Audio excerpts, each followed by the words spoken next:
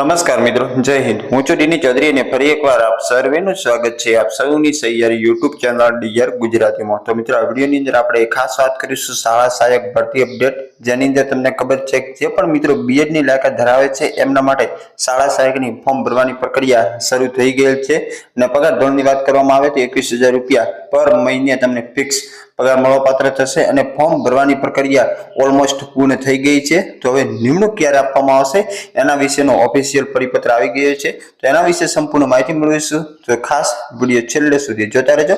Channel પર ન હો તો સબસ્ક્રાઇબ કરી બેલ આઇકન પ્રેસ કરી દો એટલે આપણા નવા વિડીયોની પણ નોટિફિકેશન મળતી રહે। તો ચાલો વિડીયો શરૂ કરીએ। તો જે પણ મિત્ર નવો હોય એમને ખાસ જણાવી દઉં કે 3/3/2026 ના રોજ સેફ સર્વિસ મહેસાણા દ્વારા જિલ્લા પંચાયત કચેરી દાહોદ આઉટસોર્સથી કરાર આધારિત જગ્યાઓ ભરવા માટેની જાહેરાત આવી હતી, જેની અંદર દાહોદ જિલ્લાની જે સરકારી પ્રાથમિક શાળાઓ છે એની અંદર પે સેન્ટર જાહેર કરેલી જે શાળાઓ છે એની અંદર શાળા સહાયકની ભરતી કરવા માટેની આ જગ્યાઓ હતી। ઉંમર મર્યાદા 38 વર્ષ હતી। પે સેન્ટર શાળાઓની અંદર બીએડ હોવું જોઈએ અને કોમ્પ્યુટરની અંદર તમને નોલેજ હોવું જોઈએ।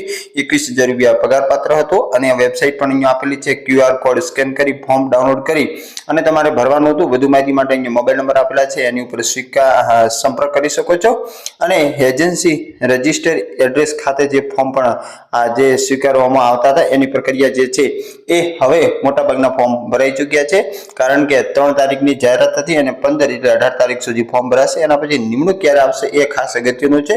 તો એના માટે ખાસ મિત્રો જિલ્લા પંચાયત જે પંચમહાલ ગોધરા દ્વારા જે ઓફિશિયલ પરિપત્ર આવ્યો હતો એની અંદર જણાવવામાં આવ્યું છે કે સરકારી પ્રાથમિક પગાર કેન્દ્રીય શાળાઓમાં અભ્યાસિક તથા સહઅભ્યાસિક પ્રવૃત્તિઓ અને વહીવટી કામગીરી માટે શાળા સહાયક ઉપલબ્ધ કરવા બાબતનો પરિપત્ર છે। 9/3/2026 ના રોજ આવેલો પરિપત્ર છે, અહીંયા તમે જોઈ શકો છો। જે Shrinath technology unique complex petrol pump પાસે પ્રભા રોડ ગોધરા દ્વારા આ પરિપત્ર જાહેર કરાયો છે।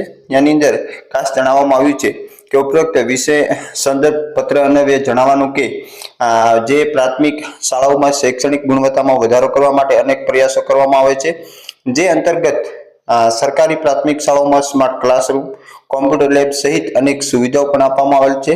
આ ડિજિટલ સુવિધાઓના યોગ્ય ઉપયોગ થાય, પે સેન્ટર શાળાઓમાં અને રાજ્યની 300 કે તેથી વધુ વિદ્યાર્થીઓની સંખ્યા ધરાવતી મોટી શાળાઓમાં અભ્યાસિક તથા સહઅભ્યાસિક પ્રવૃત્તિઓમાં મદદ મળે, વહીવટી કામ સરળતાથી અને ઝડપી થાય એ માટે કોમ્પ્યુટરની જાણકાર ધરાવતા શાળા સહાયક જિલ્લા શિક્ષણ સમિતિ હસ્તકની સરકારી પ્રાથમિક પગાર કેન્દ્ર શાળાઓમાં ઉપલબ્ધ કરવા માટે માનનીય જિલ્લા વિકાસ અધિકારી શ્રીની માન્ય કરવામાં આવેલ આઉટસોર્સિંગ એજન્સીથી ભરવાની જોગવાઈ થયેલ હોય અત્રેની કચેરીના સંદર્ભ પત્ર 4 થી આપની Shrinath technology unique complex petrol pump પાસે પ્રભા રોડ ગોધરા શાળા સહાયક ફાળવવા જણાવવામાં આવેલ છે। ઉક્ત વિગતે જણાવવાનું કે આ સાથે જિલ્લા શિક્ષણ સમિતિ હસ્તકની સરકારી પ્રાથમિક પગાર કેન્દ્રની શાળાઓ પણ સામેલ છે, જે ફેરફારને આધીન રહેશે। સદર પગાર કેન્દ્રની શાળાઓમાં ભરવાપાત્ર ઉમેદવારોની યાદી અત્રેની કચેરીના સંદર્ભ પત્ર 4 માં જણાવ્યા અનુસાર પરિશિષ્ટ મુજબના લાયકાત પુરાવાઓ સહ અત્રેની કચેરીએ પૂરા પાડવાની રહેશે। અત્રેની કચેરીએથી ઉમેદવારોના લાયકાતના પુરાવાઓની ચકાસણી પૂર્ણ થયા બાદ અત્રેની કચેરીથી આપની જાણ કર્યા બાદ જ આપની કક્ષાએથી શાળા સહાયકની ફાળવણી કરવામાં રહેશે, જેની નોંધ લેવી। જિલ્લા પ્રાથમિક શિક્ષણ અધિકારી જિલ્લા શિક્ષણ સમિતિ પંચમહાલ ગોધરા દ્વારા પરિપત્ર બહાર પાડવામાં આવ્યો છે।